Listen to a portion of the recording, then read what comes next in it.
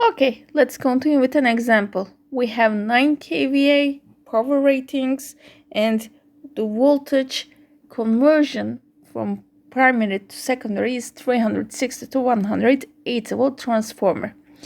And open circuit, short circuit test data is given with some missing parameters because initially we must determine their values to be able to properly test the transformer.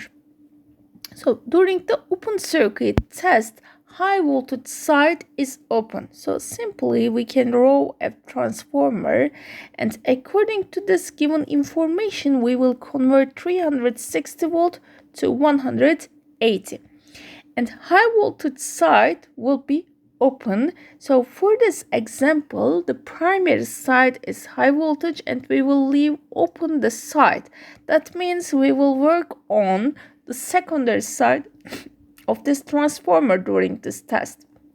So because of this, open circuit voltage must be applied 180 volt, and according to our calculations, if we are working on the secondary side of the transformer, we can calculate RC prime and XM prime, which are the secondary values of the RC and XM.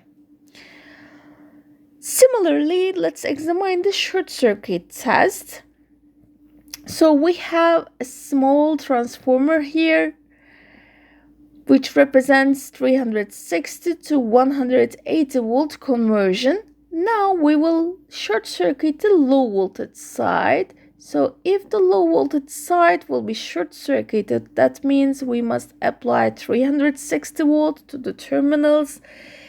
So because of the requirements of the short circuit test, we must obtain this power rating from 360 volt, and it will be 25 ampere. So until to 25 ampere, if we increase our input source voltage, that means we can see 40 volt at the input part instead of 360. Okay, so after we determine our constraints, we can calculate the parameters. For the short circuit test, also if we examine the voltage applied side is primary, that means the series components can be calculated with this test and they will be the primary equivalents. Okay, with the open circuit test, let's start with the calculations. So for RC prime, we can use open circuit voltage square over open circuit power, and according to our values, they will be 108 square over 100 watts, and 324 watts will be the RC prime. And the current flowing through this component, which is open circuit voltage over the resistance value, 180 over 324 will be 0.555 amperes. And for the next current, which is the current of the magnetizing reactance, we can use the current relation, and we can use open circuit current and the IC prime, which is the current of the real part resistance of the parallel connection. From here, we can find 1.7 ampere will flow through the IM, the reactance. And the last parameter of the open circuit test can be calculated with this current. That means XM prime using open circuit voltage and the current. They are 180 and 1.7 amperes. 106 ohms will be the XM prime value.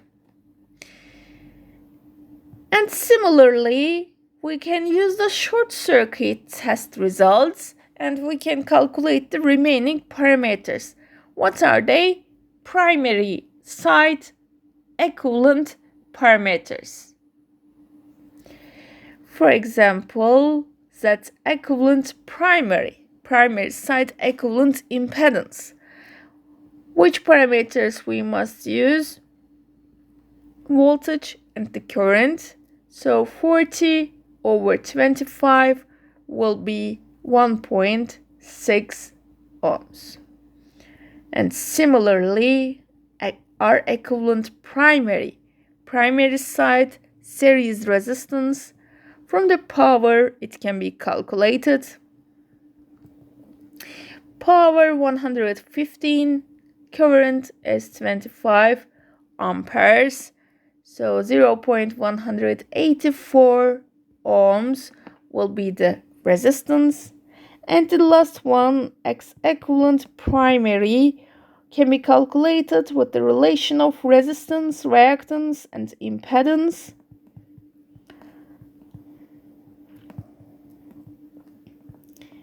And it will be 1.59 ohms.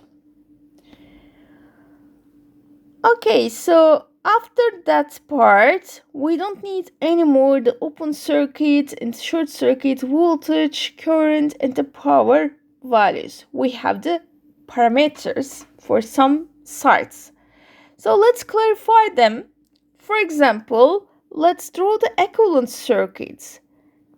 So, for example, we can draw the equivalent circuit for primary voltage level. So primary means 360 volts. So for 360 volts primary sides, if we draw the equivalent circuits, we must use RC, XM, our equivalent primary, and X equivalent primary we must use. And similarly, we can use a secondary equivalent of the circuit. For example, the circuit diagram will be exactly same, but now our voltage level will be 180 volt, which is the secondary voltage side. So because of this, we must use for the excitation branch their primes. For the series part, we must use our secondary indices. According to our calculations, initially we have calculated RC prime and XM prime. They are 324 and 106 ohms. What else? From the short circuit test, we have determined the value of our equivalent and X equivalent primary, so 0.184 and 1.59 ohms. Now, let's try to determine the values of remaining parameters. For example, RC, XM are equivalent secondary and X equivalent secondary.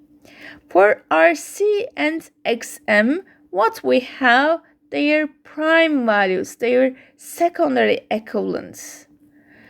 What will we do? From secondary to primary, we need to refer them. Because of this, we must multiply with A square their values. What is A? Which is the turn ratio.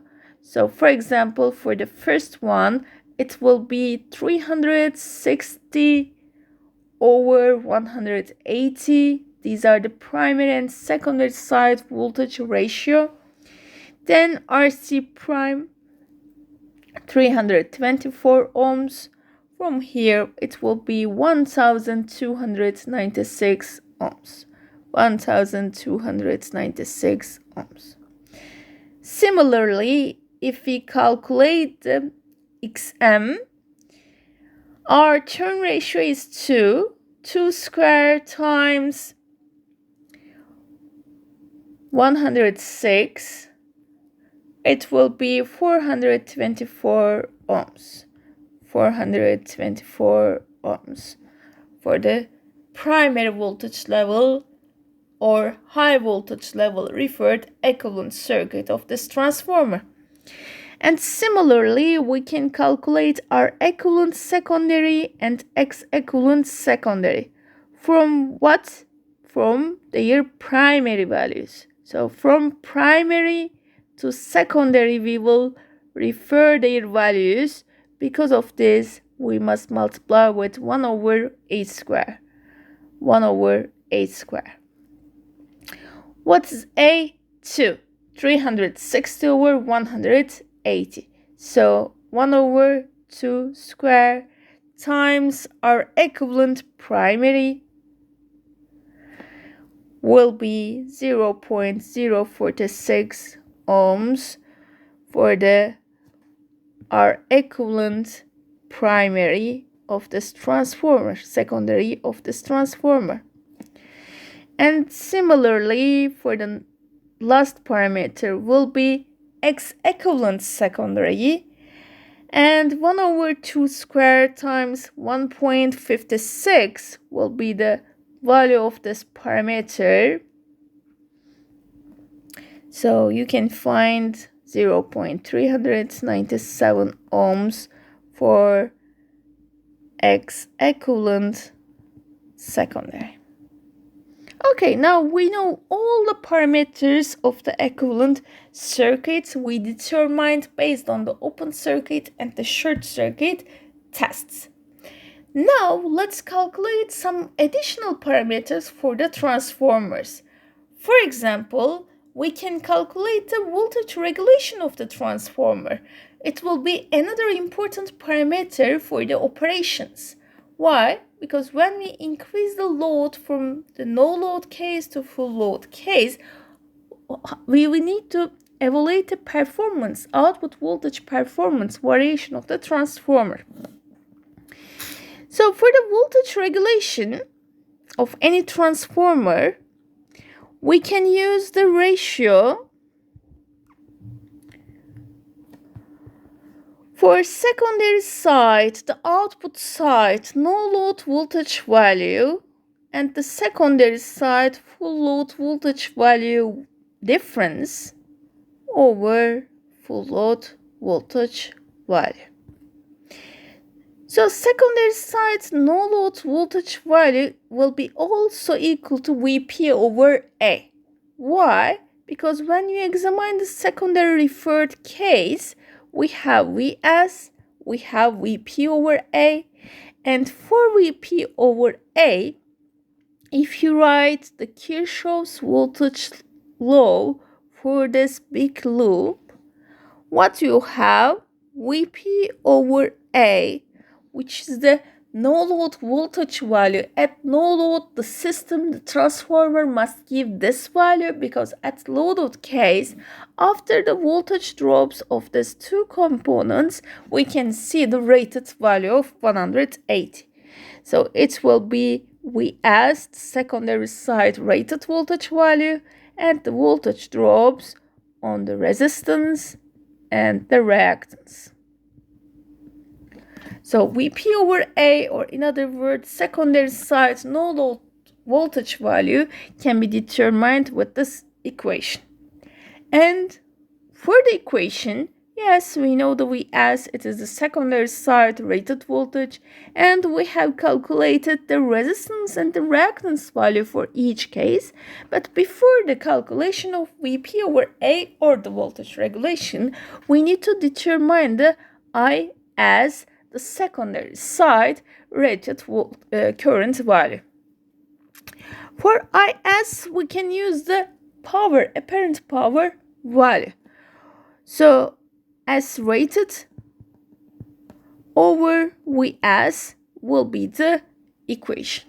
So our power is 9 kVA, which is given in the beginning of the example. And this is the output rated power value. So 9000 over 180 will be 50 amperes. And this is the magnitude of the current for the applications.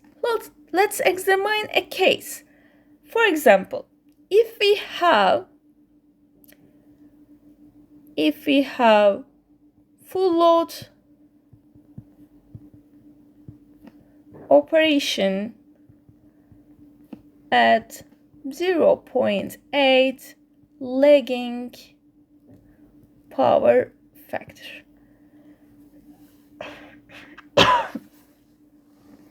So for this case, we need to integrate the lagging power factor to the current also. According to load types, we need to consider the position with respect to voltage, the current direction. So 50 ampere is the magnitude, and for the angle of the current, we can write 36.9, which is the cosine minus 1 of 0.8. But it is not enough. We need to consider the word of lagging, and we need to add the minus before the angle. So we have 50 amperes with minus 36.9 degree. Now let's turn back to the equation and let's calculate the secondary side no load voltage value, which is Vp over A. So for Vp over A, we will start with Vs, which is the secondary side rated voltage value. And we have calculated resistance, our equivalent S, which is 0.046, and we will multiply with the current. Then we can continue with the reactance voltage drop. So we can add the reactance and we can multiply with the current again. Now, before the final calculation, let's go one step further. 180, then if we multiply the magnitudes, the first one will be 2.3.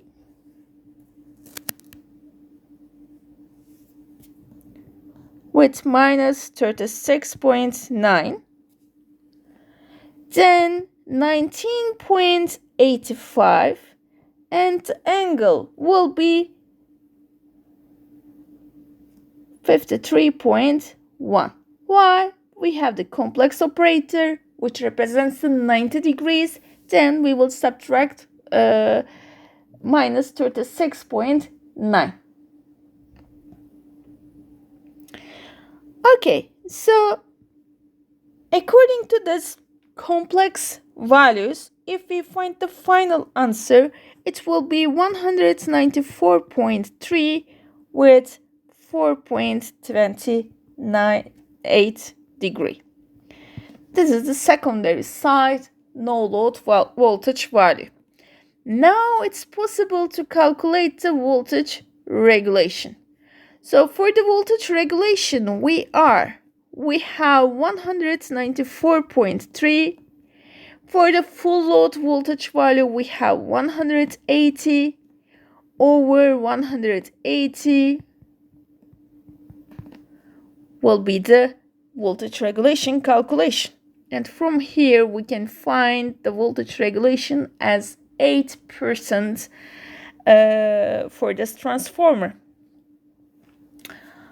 Okay, so according to given specifications and the test data, we have calculated the equivalent circuit parameters, then the secondary side rated current we analyzed. Now we calculated the voltage regulation. About the transformers, in addition to that, we can determine the efficiency from the losses. So let's calculate the efficiency for this transformer. So for the transformer, the efficiency can be calculated with output power divided by input power. For the input power in detail, we can write the losses. So output power and the losses.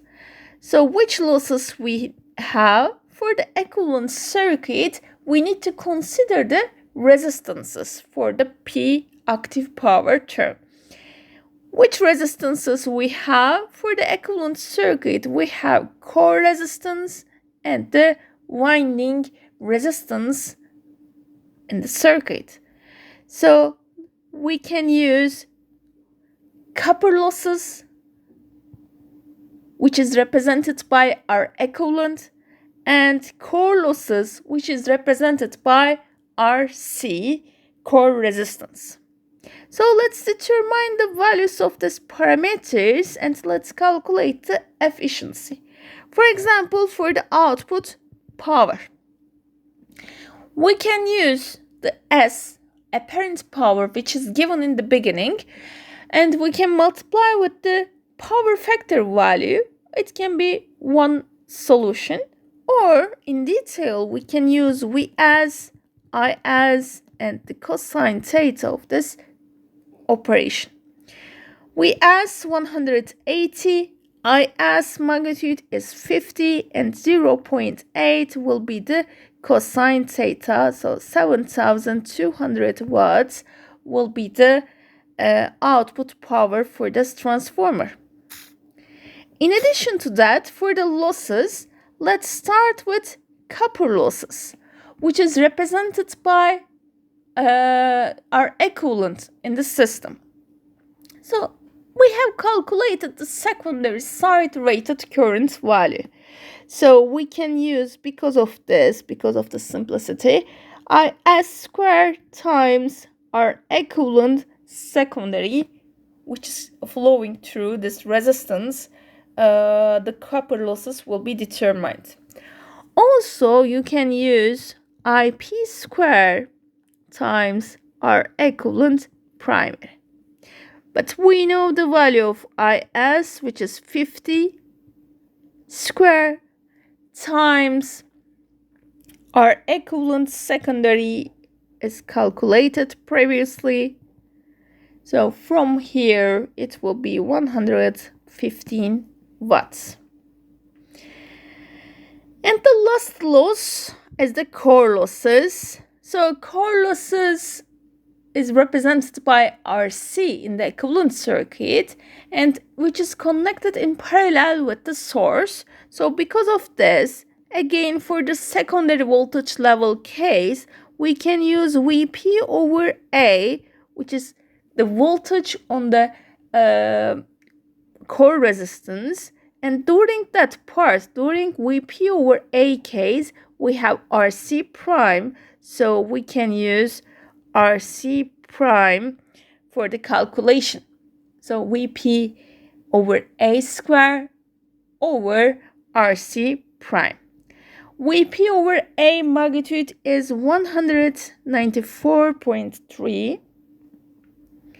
And for RC prime, the first parameter we have calculated, 324. And 117 watts will be consumed by the core resistance. Now the efficiency can be calculated. Output power, which is 7,200, over output power, and the losses, they are copper and core losses. So which will be equal to 96.8% efficient transformer. Okay, thank you for watching.